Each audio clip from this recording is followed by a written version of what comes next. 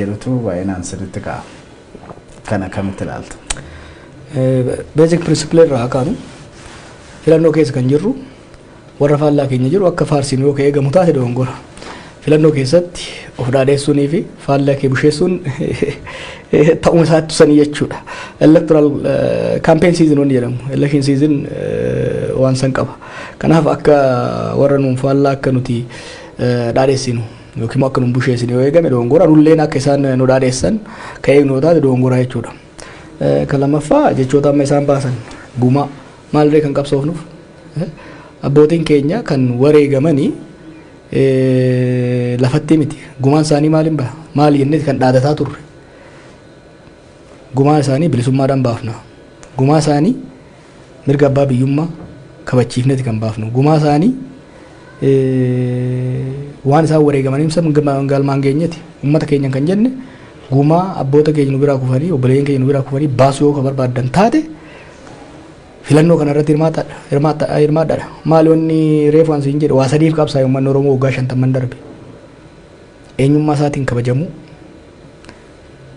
qabeenya ofii irratti abbaa ta'u mootummaa ofii filateen buluudha. Gumaan Elemoo Qilxuu isaa taatu, Taaddasa Birruu isaa taatu, Waaqoo Guutuu isaa taatu, Qeerroowwan Kaleessati isaa taatu kaayyoo isaan kufaniif san galmaan gahuudhani. Gumaa isaanii baasuu yoo barbaade taate kaayyoo isaan kufaniif san. Kuni dhaadannoo qabsaa'onni adda bilisummaa Oromoo keessattis bakkoota adda addaattis godhaa turan ittiin deemanidha. Warra qabsoo Oromoo hin beekne kana ajandaa gochuu barbaada malee of course gumaa baasuudhaaf kan qabsoofnu. Gumaa uummata biraa kufe kaayyoo isaanii galmaan gahuudhaan baafna jechuudha. Gumaa baasuun immoo afaan Oromoo wallaaluu irraa dhufa. Gumaa baasuun immoo haaloo bahuu miti, revenge miti. Kanaaf sunis bifa saniin ilaalama. Kan Diqaalaa maal jedhu waan Profeesar Maraaraan jedhe irraa kan dhufe Diqaalaa kan jenne nuti baayolojikaalii miti kan jenne. Warra yaada Diqaalaa qabatee deemaa jirudha kan jenne. Amma sirba Salaaleetti irraa kaaseeti Profeesar kan jedhe. Malasaan irraa kaasaa Diqaalaa nutti dalchaadha kan jedhe. Kanaaf yaada Diqaalaati kan dubbachaa jirru. Yaadni amma isaan deemaniin yaada Diqaalaati kun uumaa shakkiin qabu. Kaayyoo Minilik ka Itoophiyaa takkitti eenyummaa takka qabdu mirga sabaaf sablammootaa cunqursanii unitary state ijaaruudha kan barbaadan. Tooftaa eenyutiin? Tooftaan mallasaa maaliin? Oromoo gosaan addaan qoodu, bakkaan addaan qoodu kanan deemuu barbaadan jechuudha. Yaada Diqaalaatiin kan deeman yaada Oromooti miti, yaada Oromummaa of keessaa qabu miti, yaada madda qabsoo Oromoo irratti hundaa'e miti, naareetiivii Oromoo keessaa baheedha. Kanaaf yaada Diqaalaatiin kan deemaa jiran kan ammoo waan saalfannuu miti jabeessinee kan jennudha jechuudha. Yaada Diqaalaa sanoo kan hin barbaanne taate yaada authentic ta'e original ta'e kan Oromoo kan qabsoon Oromoo waggaa 50 irra deemte karaa sanarra deemanii deebi'anii deemuudha. Kanaaf jechoonni isaan gamaa gamanaa fuudhanii ilmaan Taaddasaa fi Mallasaa anaa miti kan jedhe muummicha ministeeraatu ECA'tti Oromoota walitti qabe yoo na filachuu baattanis ani ilma Mallasaa ta'uu kiyya hin irraanfatinaa filannoo nan hataa jedhe. Maarree kan jiru dachii Taaddasa Birruu irra waan tureef filannoon qabdan warra ilmaan Mallasaa ofiin jedhuu fi warra ilmaan Taaddasaa jidduudha jenne. Ufuma maqaa ofitti baasanii maqaa san hoggaa miidhagsinee tottolchinee dhaadannoo dhaadheessinuuf komachuun hin taane ofiin jedhan akkasiis Mallasaatu isaan guddise. Ilmaan abbaa gadaa jechaanii turre waggaa 2 didanii ilmaan Mallasaati akka inni nu barsiisetti filannoo hannaa jedhan.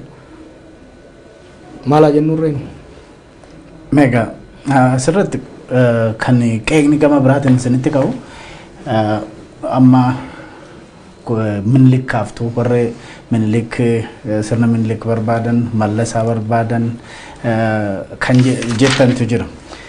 Warri qeeqni isinirratti ka'u immoo sirni Mallasaas sirni Minilikis dur kufee isa durii sana faarsurra gara fuulduraatti kan jiru faarsuturra sirriidhaa ture jedhaniiti keessattuu warri simmormuu sin qeequ.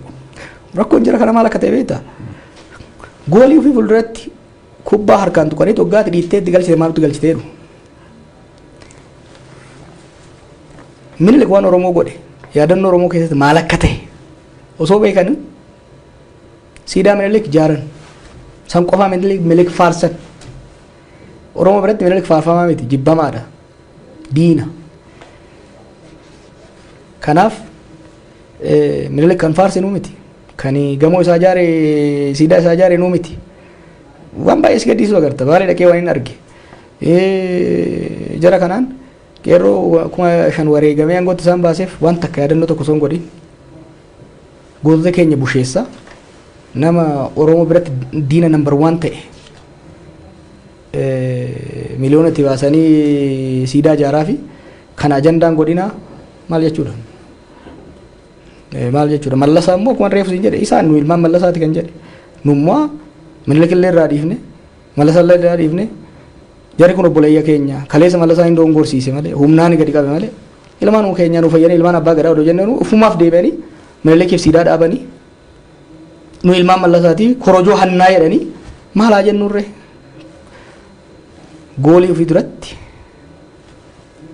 kuwaasii harkaan tuqanii hoggaa dhiinnee itti galchinu maa nutti galchitaniin waan hin taane garri fuulduraas yoo kan taate paartiin biltiqinnaa isaan dhaabanii deemanis purely ilaalcha Minilik unitary state Itoophiyaa olaantummaa aadaa Habashaa jala jirtu sabaaf sablammoota cunqursanii balleessanii mirga sabaaf sablammoonni keessattuu adda durummaa Oromoon qabsaa'ee asiin gahe xiqqeessanii federaalizimii diiganii unitary Itoophiyaa tooftaa Mallasaatiin tooftaan Mallasaa maali qoqqoodanii uummata bituu san qofa miti humnaan deemu kanaaf isaan tuufitti fide waan isaan itti fide immoo uummata biratti baatirii itti ibsinee agarsiisu kubarreef siin jedhe hojii keenya unitary haa jettu malee gara PP yookiin biltsiginnaatini warri gara tokkotti harkifatu gara sitti jira warri gara tokko gara sitti harkifatu jira biyya kanaaf nagaa buusuudhaaf jara lamaan gidduutti finneeti biyya kanatti nagaa buufnaa jedhu warra gara tokkotti harkifatu keessa immoo paartii kee kan kafaa'oo keessattuu Jawaar Mohammad gara sitti makame Dr. Professor Mararaadha gara biraatti harkisaa jira jedhanii sitti biltsiginnaa jechuun paartii Biraanuu Naggaati bar Biraanuu Naggaa kan mormaa turreef gaafa inni gomboo sabaat tures gaafa inni zeemaa tures waan biraati miti gara wal jibba waan inni guraagee ta'eef miti ilaalchi kun biyya kanaaf hin ta'u biyya kanaaf kan ta'uu danda'u paartii biltsiginnaa jechuun paartii ilaalcha Mangistuu Hayilamaariyaam deemsisaa turedha kan Akiliiluu Habtewaldifaa gochaa turanidha nothing new biyya kanatti dibeetii lamatti ture ilaalchi tokko biyya kanatti biyyi kun wal lola sabootaa fi cunqursaa sabaatiin waan jaaramte as geesseef rakkoon maddi rakkoo biyya kana cunqursaa sabaati kanaaf saboonni hiree ofii murteeffatanii ofiin of bulchaa qeefii irratti ofiin of bulchaa biyya waliin bulchuu qaban kan jedhu tokko gara kaaniin biyya kanatti rakkoon jiru sabni baay'achuudha kanaaf sabni kun cafallaqame waan kaleessaaf deengadda jedhamu argaa jirta sabni kun cafallaqame eenyummaa waloo takko eenyummaa Itoophiyaa jedhamu kan